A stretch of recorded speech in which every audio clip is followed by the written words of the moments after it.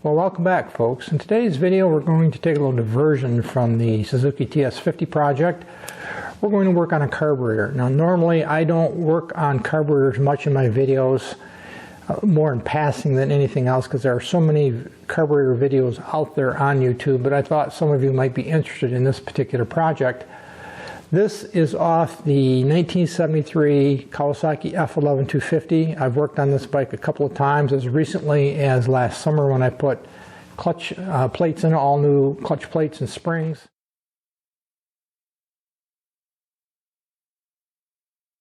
Summer before that, that'd been the summer of 20, I had to do some work on the oil pump. Recently, when I went to reactivate the bike for the summer season, and you're probably seeing this video in midsummer, so this is probably 6-8 weeks ago now. You know, I went, put fuel in it, put the battery in it, did my normal startup routine, and rode the bike. Started up fine, rode around the yard, and I had parked it outside in front of my shop, and I left the fuel valve on because I was intending to ride it later on in the same day. And I noticed the carburetor is leaking fuel from the overflow tube, so which should not happen typically. Normally I turn off the fuel valves when I'm done riding the bike, but again, I was intending to ride it later that day. Long story short, this carburetor is leaking fuel when the fuel valve is on. Again, that's not a normal condition. That's why, by the way, I normally turn my fuel valves off when I'm done riding my bikes for the day, so that they don't weep fuel. What that tells me is something's going on with the float valve in here, the float or the float valve. Now, I've never had a problem with this carburetor, and in fact, I have not been inside of this carburetor probably in 12 or 14 years. At least 12 years, maybe even 14 or 15 years, so it's been a long time. It's never given me any trouble. The finish on it, I think you can probably see, is still original. The hoses, I think I probably replaced myself years ago. I don't recall anymore. I work on so many projects, I don't remember the details, but we'll talk about that all in a few minutes when we start to take the bike apart, or the carburetor apart. Now, if I was a betting person, I'm going to suggest there's one of two things going on here. One is that either some debris got in the fuel valve and is preventing it from closing completely, or the fuel valve, that is the needle valve that the float shuts off, is defective and is just tired after 50 years. It's probably one or the other. Again, it was working fine last summer. It was working fine when I put it away in the fall. In the autumn of 2021. This was serviced according to my records early October and was run dry, drained, and put away for the season. I had no trouble with it all last summer, so something's going on. So what we're going to do is I'm going to open this carburetor up, and we're going to see what's going on with the float or the float valve, or if there any debris that got into the carburetor. I'd be a little surprised if there is debris in there, because I'm pretty fussy about keeping my fuel clean, but you never know if things like this happen.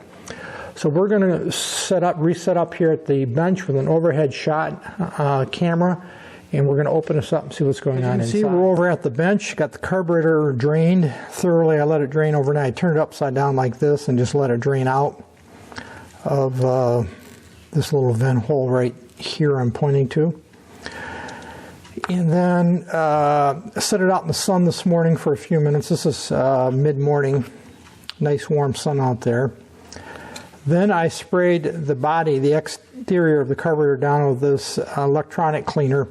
I use this to clean remaining fuel residue off the carburetor rather than brake cleaner or carburetor cleaner, because I want to preserve as much of the original paint, as you can see, as possible. This is the original finish. I did not repaint this carburetor years ago, and though it's due for a repaint, that's not my plan right now. So I want to preserve the paint, and brake cleaner would strip off what's left of the paint. So this is much less likely to remove that paint than brake cleaner or carb cleaner.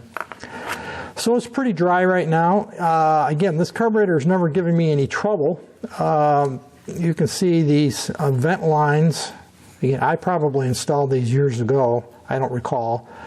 But you can see what happens when you use standard vinyl lines around modern fuels. They, well, the fuel will yellow the line. These were clear at one time, and they'll actually get quite brittle.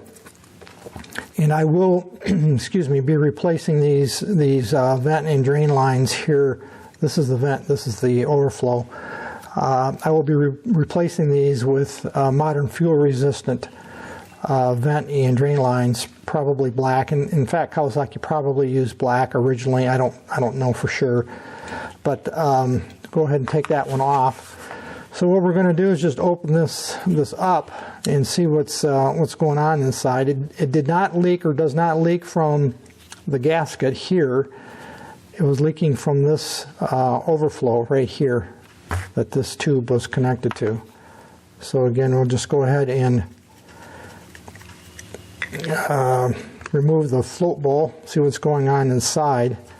There might be a little residual moisture in there from the fuel. Wouldn't be surprised. That's why I have this piece of sacrificial corrugated here, or cardboard down, that will capture any fuel that is remaining, or moisture. It should only be fuel. There shouldn't be any water in there. Again, I'm very fussy about my fuels. Talked about fuel many times, and if you've watched my channel for any length of time, you know my position on modern fuels. I don't use typical pump gas in my small engines. I only use 100% gasoline, ethanol-free fuel, which in our area is called recreational fuel because it's used for outboard motors, snowmobiles, etc. So it's readily available. It's fairly expensive, but I don't use that much of it. And it gives me peace of mind in my small engines, even though I don't store my engines with fuel in them at all over the off season. So let's see if we can't just open this up.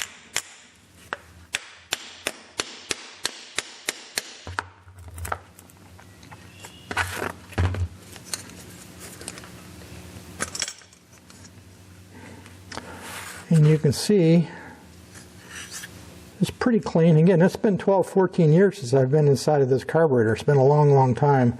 The gasket didn't survive. You can see here it's split on me. Not surprised by that. So it's quite clean considering it's been a lot of years since I've been in here.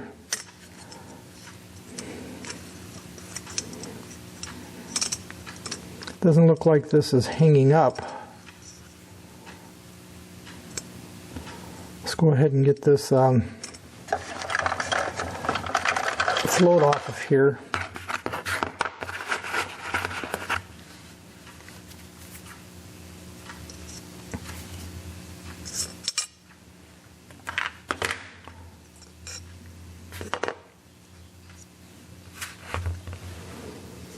And there's the original float valve.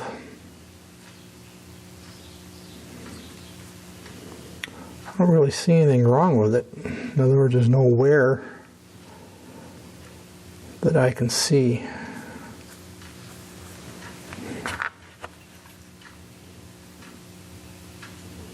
And it doesn't look like there's any debris. Let me get a flashlight. It doesn't look like there's any debris down in there or wear.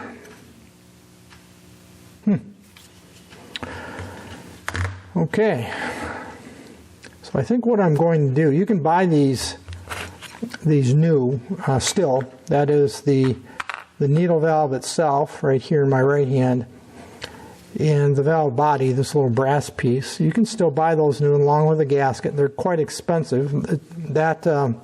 This particular valve is used on a lot of different Kawasaki motorcycles, a lot of them, and again, it's still serviced the part by Kawasaki.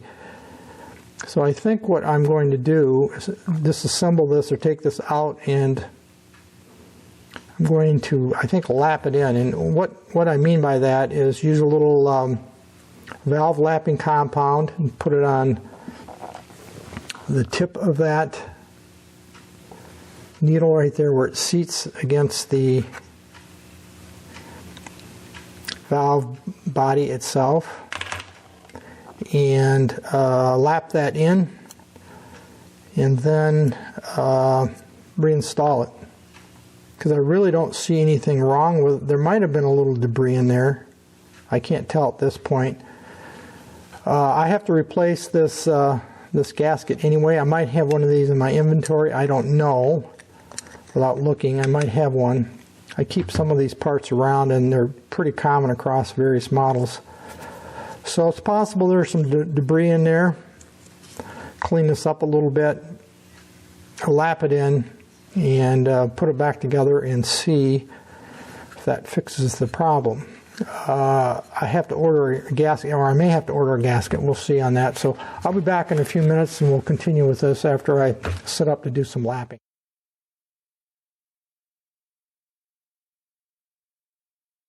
I did find a number of gaskets, football gaskets, in my inventory. You can see a couple of them there. The gray one on top is a OEM original Kawasaki. The tan one below that is an aftermarket. This gasket is used on a number of different carburetors. I think I mentioned that before, including the H2, which is what these are from, and as well as the needle valve, float needle valve assembly, also used on a lot of different carburetors. Anyway, that gasket had been used before. I could just tell by the indentations on it, though it's in very good shape. So my intention is to go ahead and reuse or use that gasket. The aftermarket, the tan one, I'm just going to set aside.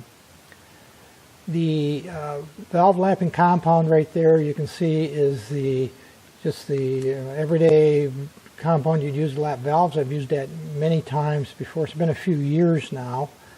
Been quite a few years, because I don't do a lot of valves these days on 4 strokes. I'm primarily on 2 strokes. You can see the compound there, and what I'm going to do is put or apply just a little bit of that lapping compound to the tip of the needle, then insert the needle into the seat and just turn it like you would if you're lapping valves. And the idea is to seat or to mate those two surfaces. Now, in some cases, you can't really get a hold of that needle valve. In that case, you could use that piece of plastic tubing I just showed you. Excuse me. In this case, I can. Actually, there's not enough to really put the plastic tubing on, so I'm just going to use my fingers and twist the needle valve in the seat. Here you can see I'm applying just a little bit of the lapping compound to the tapered seat of the needle.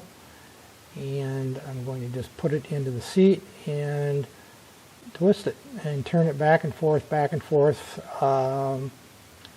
it out and reseat it, and as I go I will continue to add compound as necessary to make sure I have plenty of compound in that seat to lap those two pieces together.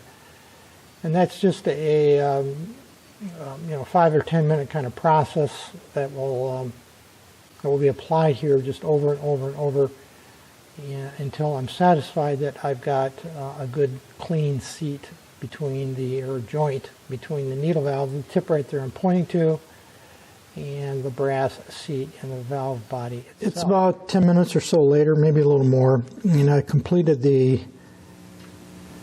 polishing of the needle in the seat. I think you can see the needle right there. One thing did occur in a much more pronounced ring. I don't know if you can see that. Right around that taper on that needle did appear as a result of using the valve grinding compound. It's been thoroughly cleaned, as you can see, with brake cleaner, and I washed my hands too to get all that grit off. And I think it's about as good as I'm going to be able to make it with the valve grinding compound. So what I'm going to do now is I'm going to reassemble this carburetor using this gasket right here. Again, I think that's an original Kawasaki, but I'm not sure. This one is definitely aftermarket. I can tell by the way it's made. This is aftermarket. I'm going to use this one, put the whole carburetor back together, and then I'm going to test it for 24 hours or so to see if it leaks. And if it does, I'll go through my inventory to see if I have another needle valve like this assembly. I might have in my inventory, just like I found this gasket or gaskets. If not, I'll have to buy a new one. But first we're going to do some testing to see if in fact it leaks. And once I've got that test set up, I'll show you what it looks like. My little rig to test the carburetor to see if it's leaking. Just a bucket, so if there is any leakage, the fuel will go into the bucket. I do have the overflow tube, as you can see, reconnected. Everything's back together. I didn't mention earlier that I don't believe the float itself is leaking. It doesn't have any fuel in it for sure. And I think it's functioning correctly. So I don't think the problem is that we have a sunken float. We might get to that later, but I don't think that's the problem right now. This bolt I got over here with a piece of copper wire you can see at the top is just to make sure that that carburetor body is pulled level, because it's got a little tendency to want to sit at an angle like that, and I want it to be level, or reasonably level. It doesn't have to be perfectly level, but reasonably level, so I can get the fuel level to be where it needs to be. Now, eventually I might get to checking the fuel level, the float fuel level, if I deem it's necessary. The float looked about in the right position when I took the carburetor apart, so at this point I don't think that's going to be a problem, but if I need to get to that, I will. I'm still sticking with my theory that the float needle valve or fuel valve was leaking for some reason, and that's why I'm starting and working through that first. What I'm going to do next is get a little fuel, and I'm going to put it in this little plunger here, and gasoline. I suppose I could use water, but I'm going to use gasoline, and I'm going to fill the carburetor through the filler tube right here I'm pointing to with fuel, and then I'm going to let it set overnight, or as long as it takes to see if it leaks. Now, if it's leaking significantly, it'll leak right away. I don't think there'll be any doubt in my mind. I might be able to see right away if it's leaking. If it doesn't leak visually or visibly right away, I'll let it sit overnight and check it in the morning. This is the afternoon now that we're getting into. I'll let it sit overnight and see if there's any fuel in here in the morning. And if there is, then I know I still have a problem. So I'm going to go ahead and fill the float bowl with fuel, and we'll pick this up probably tomorrow when I've had a chance to see if it leaks or not.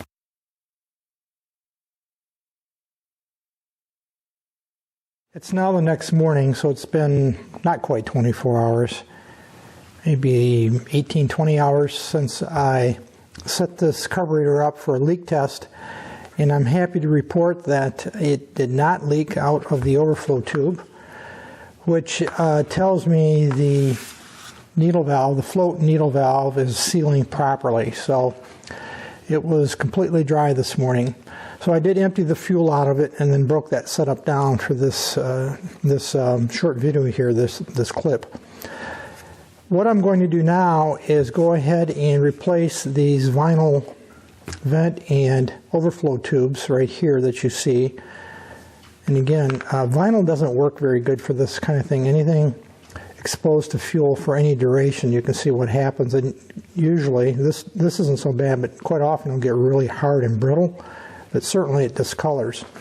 I'm going to replace this vinyl tubing with fuel-safe vent tubing. Like you can see here, I've got a couple different varieties, a couple different sizes.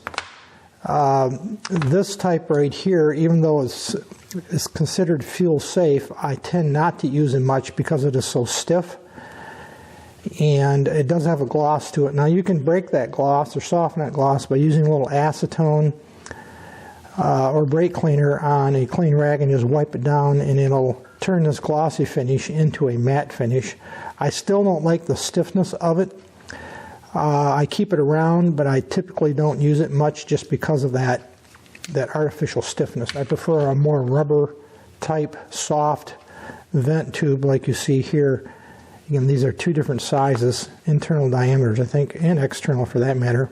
I think you can see the difference there. So I've got a fair amount of this, so I will replace these lines with one of the appropriate sizes, and then I'm going to remount the carburetor on the bike. Now I'm not going to check the float height.